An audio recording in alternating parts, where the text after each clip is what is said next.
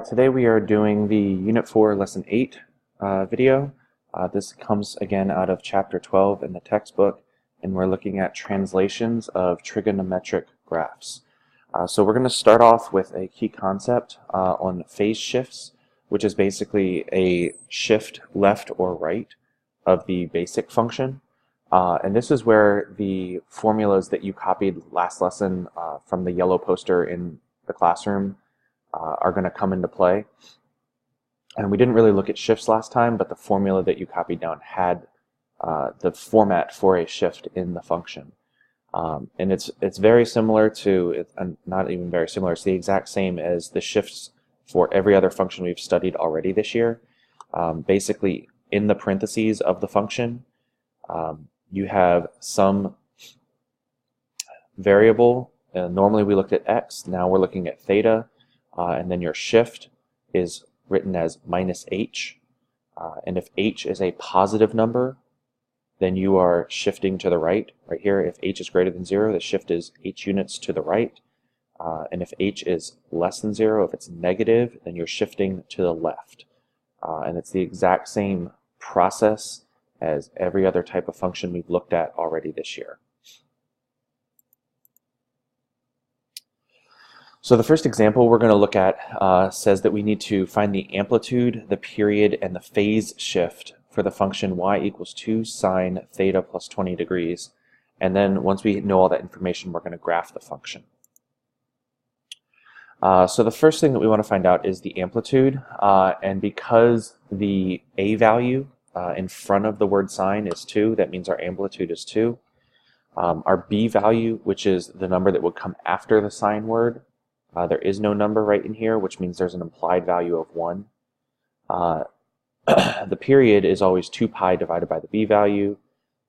For a sine or a cosine function, the formula is 2 pi over b. So our period is just 2 pi. But then we have this shift in here of 20 degrees. The question really is, with the 20 degrees, are we shifting 20 degrees to the right or to the left? And the formula shows that the process says theta minus h, your shift. And so whenever you have something, theta minus a number, you're shifting to the right. Therefore, theta plus some number is to the left. So we're shifting this function 20 degrees to the left. So what you want to do when you're doing these kind of graphs is graph the original function that's not shifted as a dotted line. So the original function would have been y equals 2 sine theta, which just looks like a regular old sine graph that starts at the origin, goes up to 2, comes back to the origin, not the origin, the theta axis at 180 degrees, goes down to negative 2 at 270, comes back up to 360, comes back up to 0 at 360. And then in a solid color line, you want to show the shifted graph, which just shifts all of these points 20 degrees to the left. So while we were at the origin, at the starting point, we're now going to be at negative 20 degrees when we start. The maximum was at 90 before, now it's at 70. 180 becomes 160, 270 becomes 250, and 360 becomes 340. And that's your process. Here's one to check your progress on. You're going to need to find the amplitude, period, and phase shift for y equals 3 sine theta plus 30 degrees. Go ahead and pause the video while you work this out, and then when you have your answer, go on and advance to the next screen.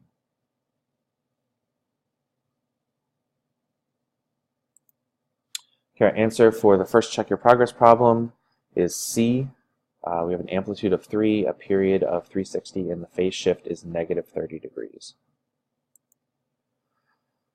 The next we're going to look at concepts for a vertical shift. And again, the vertical shift was also on the yellow poster that you copied last class. In the poster, I use the letter C to represent a vertical shift, and they use K here. They're just trying to stick with the H and K format that we've looked at in other lessons and units already this year. I just happened to use different letters when I made my poster.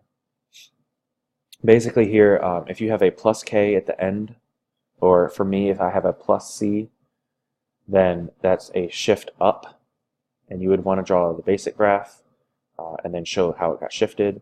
If it's a minus k, then you would want to shift down.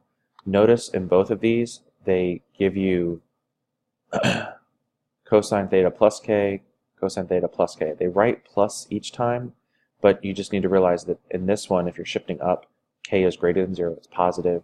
Here, k is less than 0, it's negative. So for example 2, we're going to look at graphing a vertical translation. We need to again find the amplitude, the vertical shift, and the equation of the midline for y equals 1/2 cosine theta plus 3. The midline is basically just the line that would split the graph through the middle vertically. So it's a horizontal line that's going to cut the graph in half. And we're looking at 1/2 cosine theta plus 3. So the first thing we want to find is the amplitude. The amplitude is 1/2. The period would be 2 pi divided by the b value. There's no number in here, so it's 1. 2 pi over 1 is just 2 pi. It hasn't come in yet. And then we have a shift of plus 3. So that means that this function is shifted up 3 units. So while the midline normally is just the theta axis, for us now our midline is going to be the line y equals 3.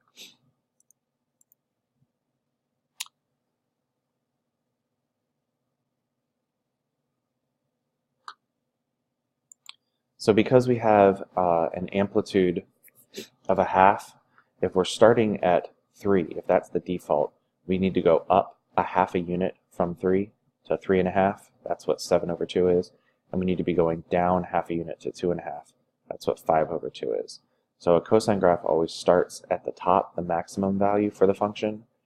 Then it comes back down to the, not origin, but the midline. Then it goes down to the minimum value, back up to the midline, and then finally ends up at the maximum value again. So this is our graph of 1/2 cosine theta plus 3.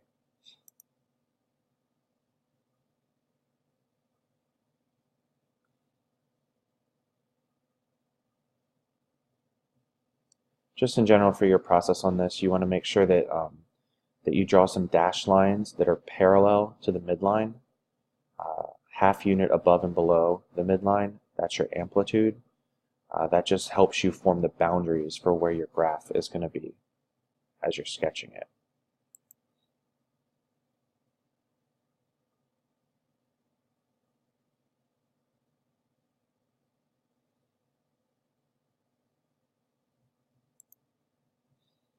Here's one to check your progress on. We need to find the amplitude, period, and vertical shift for y equals 3 sine theta minus 2. And notice this time it's really important that you realize there's no parentheses around theta minus 2. So this minus 2 is a vertical shift amount and not a horizontal shift amount. And that's how you can tell the difference in general, whether or not there's parentheses around this stuff. If there's parentheses, it's horizontal shift. If there's not, it's vertical shift.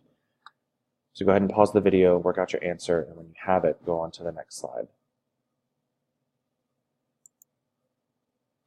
Answer for check your progress example 2 is A. There's an amplitude of 3, a period of 2 pi. The vertical shift is down 2, so the midline is y equals -2. Here is your just general formula for any possible kind of shift. The phase shift h is your horizontal shift, and k is your vertical shift.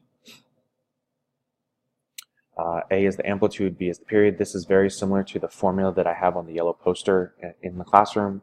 The only difference being that I use the letter D for the phase shift and the letter C for the vertical shift. Otherwise, it's the exact same formula.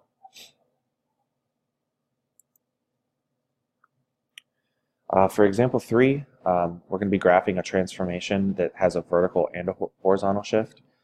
We need to state the amplitude, the period, the phase shift, and the vertical shift for y equals 3 sine of 2 times theta minus pi over 2 plus 4. Then we're going to graph the function. So this is where the example that's on the poster in class is going to come into play. It's going to be able to help you at solving this. This is kind of a difficult process in terms of explaining it over the video. You kind of really need to be in class to understand this, but we're going to do our best to figure it out. So the first thing that we want to find here is the amplitude. The amplitude is the A value, which is 3. The period is going to be 2 pi divided by the B value, and our B value is 2. We see that right here, so that's going to be 2 pi over 2, so the period is just pi. Our H value, the phase shift, is pi over 2. Because it's minus sign here, that means we're shifting to the right. And we have a plus 4 here, so that's our K value, so we're shifting 4 units up vertically.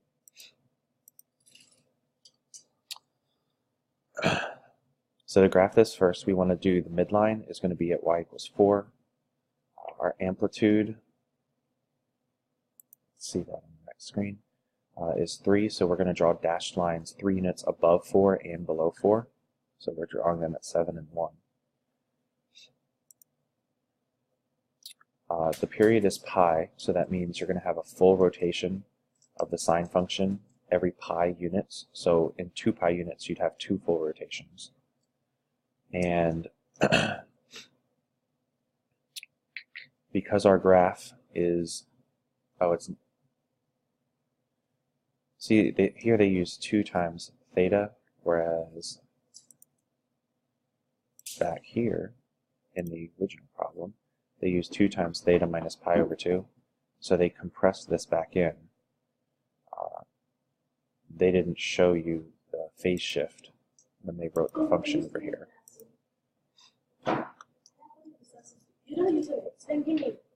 Or no, what they did is